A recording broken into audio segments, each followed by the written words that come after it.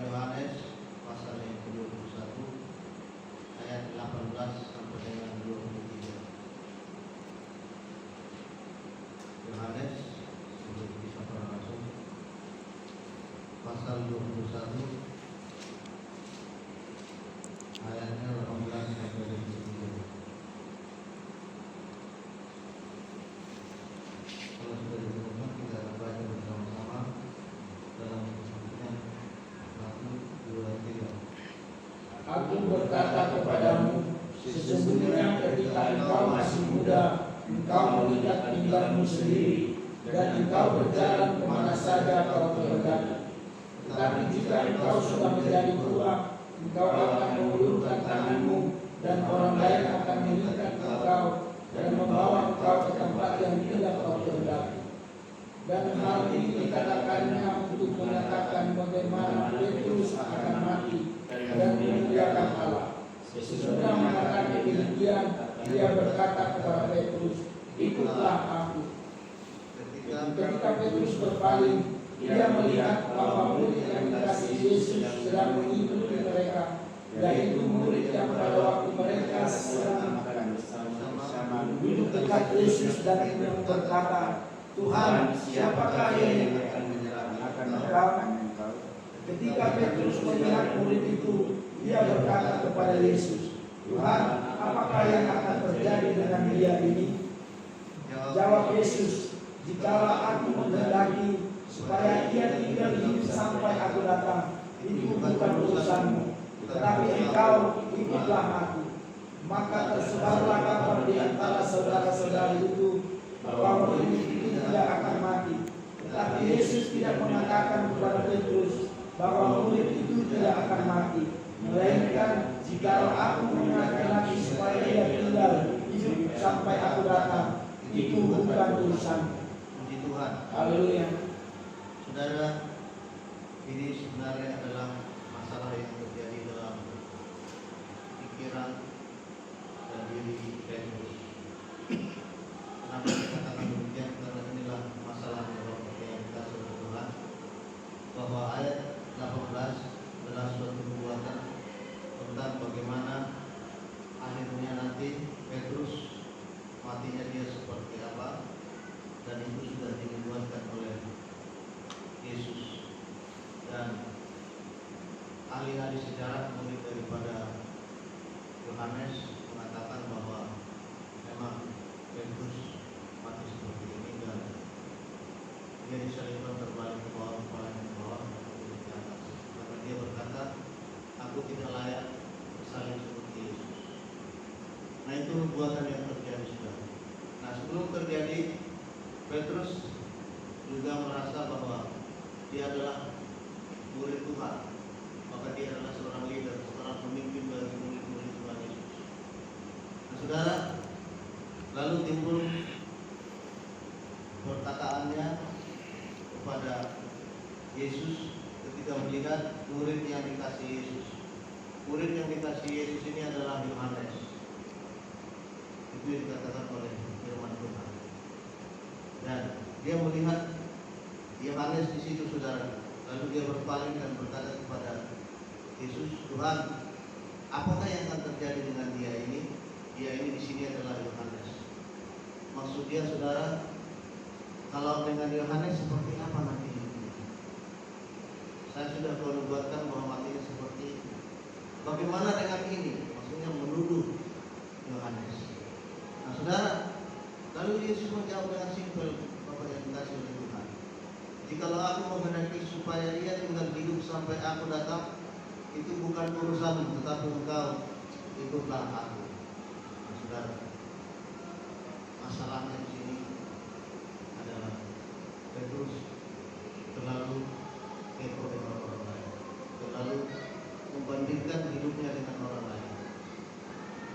Saudara, mengikut Tuhan adalah bagaimana Tuhan memimpin saya dan saudara di dalam rancangan dan kehendaknya bagi saya.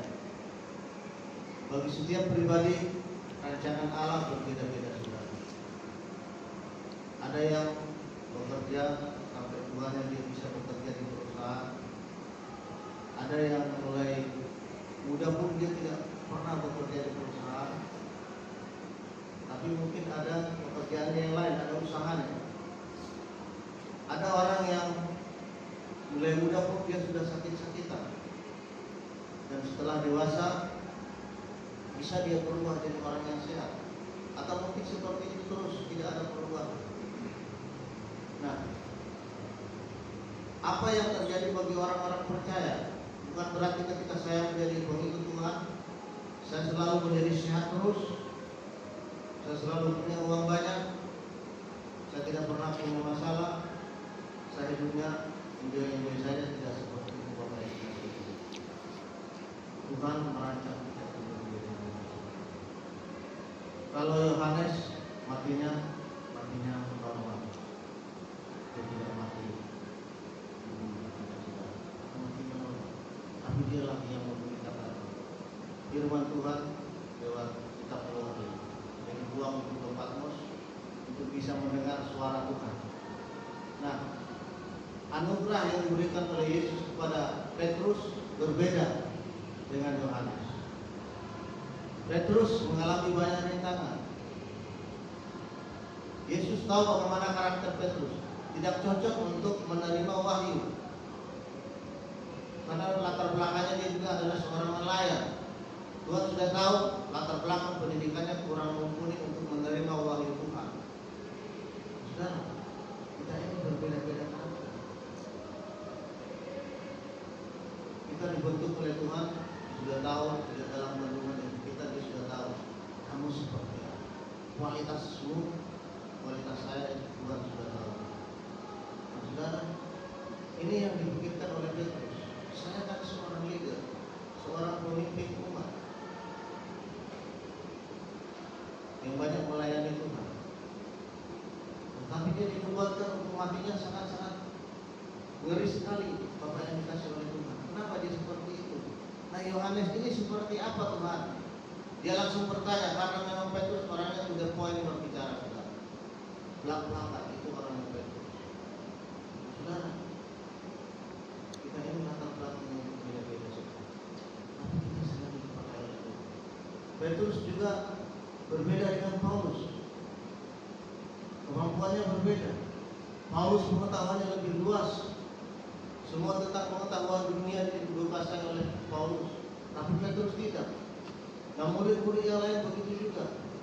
Thomas seorang peragu, tapi dia dipakai oleh Tuhan sebagai alasan bagi Tuhan bahwa dialah satu-satunya rasul. Orang yang peragu, tidak percaya kepada mujizat Tuhan, bahwa Yesus sudah bangkit dari kematian. Itu juga berguna sebagai contoh bagi kita. Orang-orang yang peragu yang dituliskan oleh Alkitab. Saya contoh untuk dito. Kenapa semuanya si Thomas peragu? Ada manfaatnya. Nah, saudara, sekarang ini kita sering diperhadapkan tentang tantangan hidup kita. Padahal saya tidak mau mengaku saudara, saya pun hamba Tuhan. Kadang berpikir seperti itu. Alakan ibu-ibu dia tidak pernah berpikir tentang Tuhan, tapi hidupnya senang.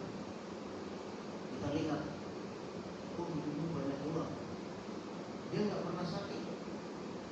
Saudara yang terkasih di dalam Tuhan, bagi orang itu pun Tuhan punya rencana, sekalipun dia tidak kenal Tuhan, tapi dia ciptaannya yang diciptakannya menurut rencana Tuhan. Nah, kita berpikir mungkin kita sudah rajin beribadah, kenapa orang lain tidak beribadah?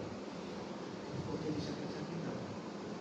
Keluarga kita beginilah, sakit-sakitan lah. Saya pun sakit-sakitan lah.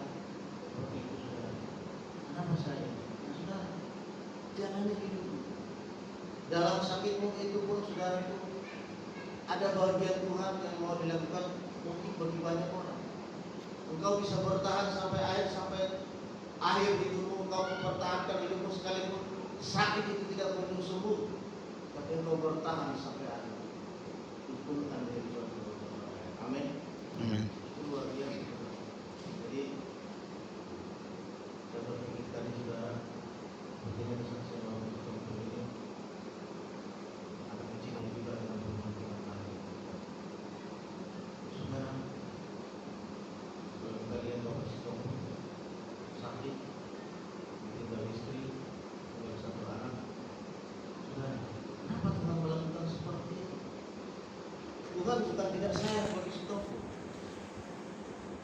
Tapi ada bagian hidup Bapak Sitompul yang mau diubah oleh Tuhan.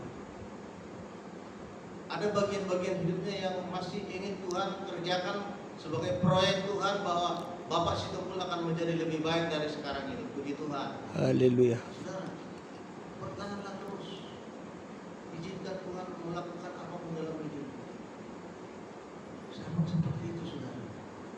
Terus saya berpikir, mulai dari dulu pekerjaan saya berganti kesana kemari, yang marketing lah, yang apalah, sampai job saya tetap jadi marketing. Saya berpikir, kenapa pekerjaan saya begini terus? Saya berpikir bahwa yang dikasih oleh Tuhan, seperti inilah bagian saya. Saya berpikir seperti itu. Saya tidak mau terlalu kepo dengan orang lain. Saya tidak mau kepo dengan pekerjaan orang lain, hebat sekali, gajinya besar. Ya, kita memang berpikir gajinya seperti itu bagus. Tapi saya tidak harus ingin seperti itu. Karena saya berpikir, inilah bagian saya. Pasti ini yang terbaik bagi hidup saya. Lewat bagian yang diberikan oleh Tuhan itu, saya mampu melakukan hal-hal yang mungkin di mata Tuhan itu sangat berguna. Seperti Thomas tadi. Bahwa yang dikasih oleh Tuhan, nikmati saja hidup kita. Tidak perlu memandang orang lain. Tidak perlu membanding-bandingkan hidup kita dengan orang lain seperti Petrus. Kenapa si Yohanes ini disebut yang dikasihi Tuhan Yesus? Sama saja kok kualitas kami, dia pikir. Tapi Petrus tidak tahu ada rancangan Tuhan dalam hidup Yohanes. Disingkapkanlah wahyu-wahyu kepada Yohanes. Saudara, Petrus pun sebenarnya tidak punya bagian dalam hidup, dalam pelayanan. Dia adalah orang yang paling berani menyaksikan, mempertahankan hidupnya bahwa demi nama Yesus dia tetap percaya apapun yang terjadi. Hari ini, saudara, jangan kita terlalu berpikir bahwa orang lain diperhatikan oleh Tuhan, sementara kita tidak diperhatikan. Nah, saudara, setiap kita punya panggilan yang berbeda-beda. Yang dikatakan oleh Tuhan itu bukan urusan. Orang lain sukses itu bukan urusan saya. Itu urusan Tuhan dengan dia. Sekalipun dia sukses mungkin sombong kita lihat, itu urusan Tuhan. Dia mungkin kita berdoa. Tapi Tuhan berkata, ikutlah aku. Ini yang perlu malam hari ini bagi kita. Apapun pekerjaan kita, apapun yang terjadi di keluargamu masing-masing, dalam hidup kita, di dalam cita-cita kita, saudara, mungkin masih banyak pengharapan yang belum kita terima dari Tuhan. Kita yakin bahwa Tuhan ada tetap di dalam kita. Puji Tuhan. Haleluya. Positif saja. Semua ini nama prinsip hidup Tuhan. Yang mungkin Bapak sudah pun dengan prinsip hidup saya kurang jelas dari Tuhan. Yang jelas, tetaplah berprinsip sebagai anak Tuhan.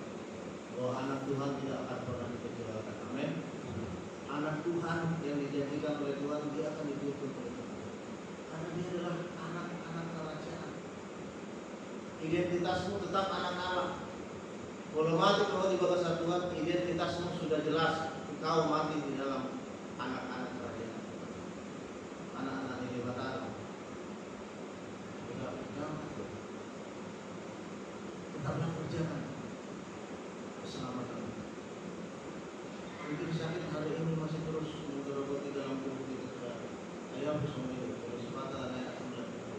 Oke, kadang-kadang pas saya berpelayan, Tuhan ada yang salah kita. Sepatah semuanya baik. Tapi saya berpikir, mungkin seperti Paulus juga. Dulu di dalam dagingnya tidak tercampur oleh Tuhan. Tapi justru dalam kelemahannya lah Paulus menjadi kuat. Masa berpikir ke situ saya juga. Dalam kelemahan saya itu ada kekuatan yang muncul. Itu yang hebat yang dimiliki orang-orang yang percaya. Dalam kelemahannya dia bisa kuat. Karena apa? Dia serahkan seluruh hidupnya kepada Tuhan. Dan Yesuslah yang memegang peran dalam hidup itu. Nah, hari ini Bapak yang dikasih oleh Tuhan, tetaplah semangat. Kalian sudah dipenuhi dengan Roh Kudus. Pimpin dipimpin oleh Roh Kudus harus mau. Dipimpin oleh Roh Kudus itu bukan menantikan Tuhan terus yang menggerakkan kita, bukan seperti itu, saudara. Tapi dipimpin oleh Roh Kudus, sesuaikan hidupmu dengan firman Tuhan, lakukan, barulah Tuhan menuntun. Bukan berarti kita diam kalau tiba-tiba bergerak. Tapi ikuti apa yang diarahkan oleh Tuhan dalam firman Tuhan. Mulai sholat ke sholat, setiap berjalan keselamatan. Nah, ketika Tuhan suatu momen menyetop saudara, saudara harus stop. Ketika Tuhan menuntun saudara, jangan, kau juga harus berhenti di sana. Itu yang penting. Bukan harus kita diam dan harus ditarik-tarik oleh Tuhan. Karena kita yang salah tahu. Kita manusia yang punya kehendak bebas. Kita punya privilege bahwa kita diberi pemikiran oleh Tuhan seperti Adam dan Hawa. Kebebasan berpikir, kebebasan kehendak. Tapi ada aturan, ada rule yang diberikan oleh Tuhan. Malam hari ini Bapak yang dikasih oleh Tuhan, setelah 2 malam kita sudah mulai malam. Mulailah kita pandang hidup kita, saudara. Asa Adom peningkatan level imunitas secara rohani. Kita tidak mau stagnan, tapi ada perubahan tentang ke bawah. Kita bawa burka, kita bawa lenang. Amin. Bertambah kita, walaupun memang tidak bisa dipungkiri, sudah masalah hidup, masalah dunia ini selalu menekan hidup kita untuk tidak berhenti. Tapi apabila kita terus mengandalkan Tuhan, bertambah usia kita 35, 36, 37 dan seterusnya, saudara, ada perubahan.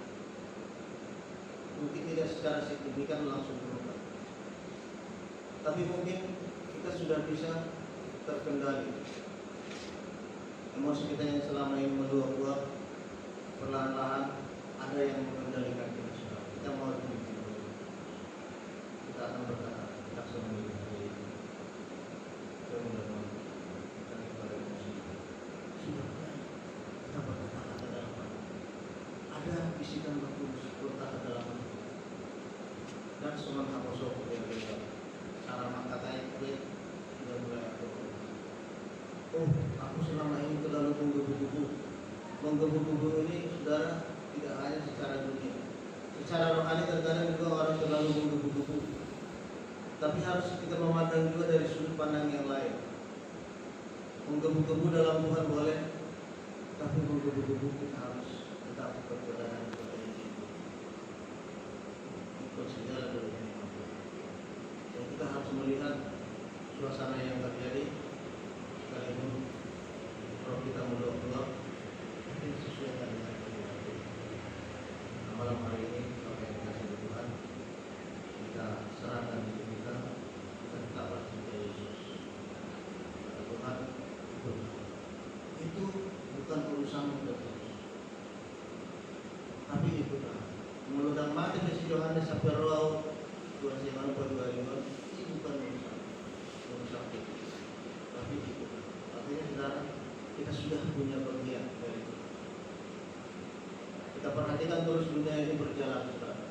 Kita tidak memandang itu, tapi ikutlah. Ulang. Malam hari ini, kita imani